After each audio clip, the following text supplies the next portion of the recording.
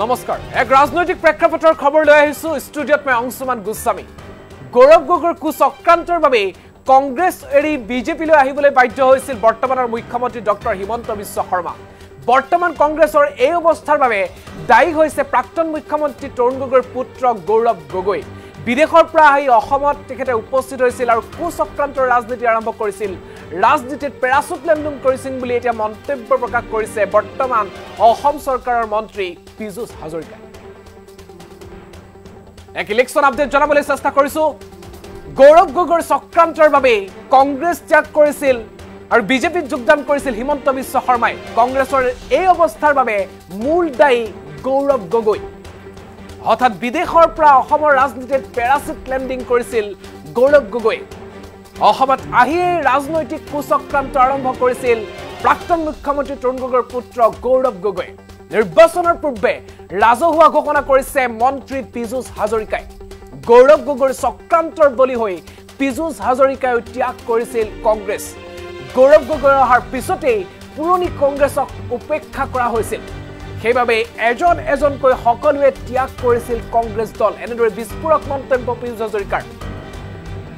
প্ৰাক্তন মুখ্যমন্ত্ৰী তৰুণ গগৈৰ তনয় গৌৰৱ গগৈৰ কুচক্ৰান্তৰ বাবে কংগ্ৰেছ এৰি বিজেপিত যোগদান কৰিবলৈ বাধ্য হৈছিল ডক্টৰ হিমন্ত বিশ্ব শৰ্মা এক ইলেকশ্যন আপডেট এই মুহূৰ্তত জানাবলৈ চেষ্টা কৰিছো বিদেশৰ পৰা আহি অসমত পেৰাচুট লেণ্ডিং কৰিছিল ৰাজনীতিত প্ৰৱেশ কৰিছিল আৰু কুচক্ৰান্ত আৰম্ভ কৰিছিল বুলি এতিয়া গৌৰৱ গগৈৰ প্ৰতি বিস্ফোৰক মন্তব্য আগবঢ়াইছে বৰ্তমান অসম চৰকাৰৰ মন্ত্ৰী পীযুষ হাজৰিকাই আৰু গৌৰৱ গগৈৰ চক্ৰান্তৰ বাবে পীযুষ হাজৰিকাই কংগ্ৰেছ ত্যাগ কৰিবলৈ বাধ্য হৈছিল এজনৰ পিছত আন এজন নেতা কংগ্ৰেছ ত্যাগ কৰিবলৈ বাধ্য হৈছিল কিয়নো গৌৰৱ গগৈ যি ৰাজনীতি কৰিছিল সেই ৰাজনীতিৰ কথা এতিয়া উল্লেখ কৰিছে এনেদৰে গৌৰৱ গগৈৰ প্ৰতি আক্ৰমণাত্মক স্থিতি লোৱা পৰিলক্ষিত হৈছে বৰ্তমানৰ মন্ত্ৰী পীযুষ হাজৰিকাই কি মন্তব্য কৰিছে পীযুষ হাজৰিকাই নিৰ্বাচনৰ পূৰ্বে আমি জনাবলৈ চেষ্টা কৰিছো ইয়াত যদি ৰাজনৈতিক কুচক্ৰান্ত আৰম্ভ নাইকিয়া কৰিলে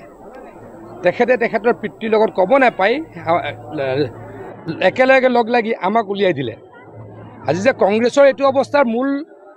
মূল মানুহজনেই হ'ল গৌৰৱ গগৈ ডাঙৰীয়া যদি পেৰাচুট লেণ্ডিং নকৰিলে হয়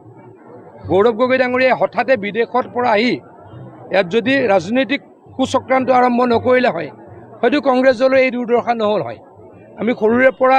কংগ্ৰেছৰ ছাত্ৰ সংগঠন কৰিলোঁ যুৱ সংগঠন কৰিলোঁ গ্ৰাছৰুটত টেবুল পাতাৰ পৰা আৰম্ভ কৰিছোঁ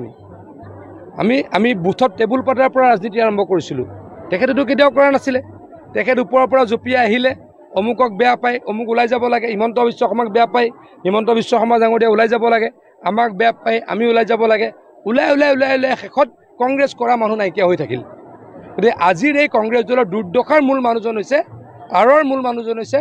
গৌৰৱ গগৈ ডাঙৰীয়া গতিকে আজি তেওঁৰ লগত যিহেতু সংগী নাই কিবা এটাতো ক'বই লাগিব গতিকে এটা কথা নিশ্চিতভাৱে সত্য যে তেখেত এই সমষ্টিটোত 2.5 লাখ ভোটৰ ব্যৱধানত হাৰিব নাইকিয়া কৰিলে তেখেতৰ পিতৃৰ লগত ক'ব নাপায় একেলগে লগ লাগি আমাক উলিয়াই দিলে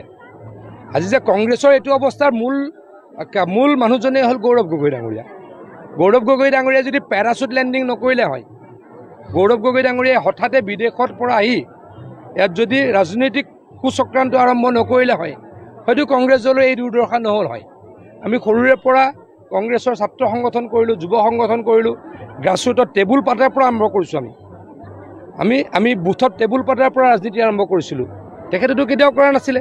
তেখেত ওপৰৰ পৰা জঁপিয়াই আহিলে অমুকক বেয়া পায় অমুক ওলাই যাব লাগে হিমন্ত বিশ্ব শৰ্মাক বেয়া পায় হিমন্ত বিশ্ব শৰ্মা ডাঙৰীয়া ওলাই যাব লাগে আমাক বেয়া পায় আমি ওলাই যাব লাগে ওলাই শেষত কংগ্ৰেছ কৰা মানুহ নাইকিয়া হৈ থাকিল গতিকে আজিৰ এই কংগ্ৰেছ দলৰ দুৰ্দশাৰ মূল মানুহজন হৈছে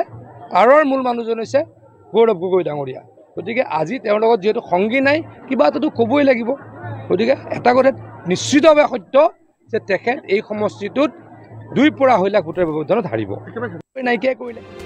আৰু এনেদৰে মন্তব্য প্ৰকাশ কৰিছে বৰ্তমানৰ মন্ত্ৰী পীযুষ হাজৰিকাই গৌৰৱ গগৈৰ চক্ৰান্তৰ বাবে কংগ্ৰেছ ত্যাগ কৰিছিল ডক্টৰ হিমন্ত বিশ্ব শৰ্মাই কংগ্ৰেছৰ এই অৱস্থাৰ বাবে মূল আৰত থকা মানুহ মূল দায়ী হৈছে গৌৰৱ গগৈ এনেদৰে মন্তব্য কৰিছে পীযুষ হাজৰিকাই হঠাৎ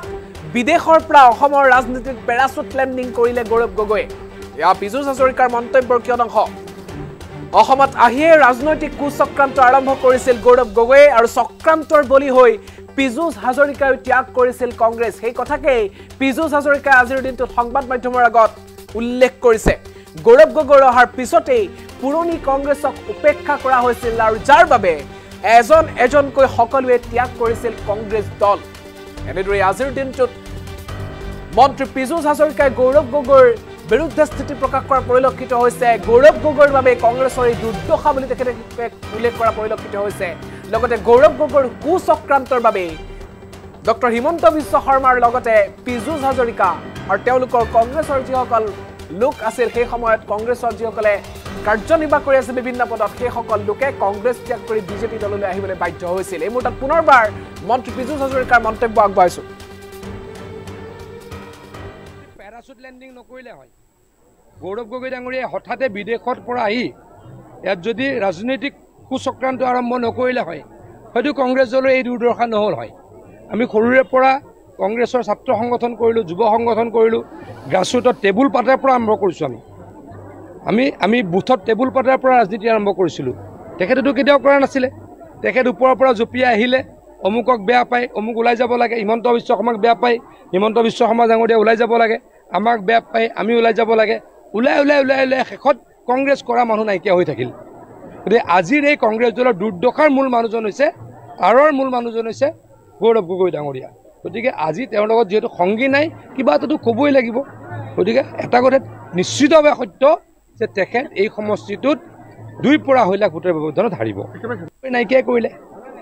তেখেতে তেখেতৰ পিতৃৰ লগত ক'ব নাপায়, একেলগে লগ লাগি আমাক উলিয়াই দিলে। আজি যে কংগ্ৰেছৰ এইটো অৱস্থাৰ মূল মানুহজনেই হ'ল গৌৰৱ গগৈ ডাঙৰীয়া। গৌৰৱ গগৈ ডাঙৰীয়াই যদি পেৰাচুট লেণ্ডিং নকৰিলে হয়, গৌৰৱ গগৈ ডাঙৰীয়াই হঠাতে বিদেশৰ পৰা আহি ইয়াত যদি ৰাজনৈতিক কুচক্ৰান্ত আৰম্ভ নকৰিলে হয়, হয়তো কংগ্ৰেছ দলৰ এই দুৰ্দশা নহ'ল হয়। আমি সৰুৰে পৰা কংগ্ৰেছৰ ছাত্ৰ সংগঠন কৰিলোঁ, যুৱ সংগঠন কৰিলোঁ, গ্ৰাছৰুটত টেবুল পাতাৰ পৰা আৰম্ভ কৰিছোঁ।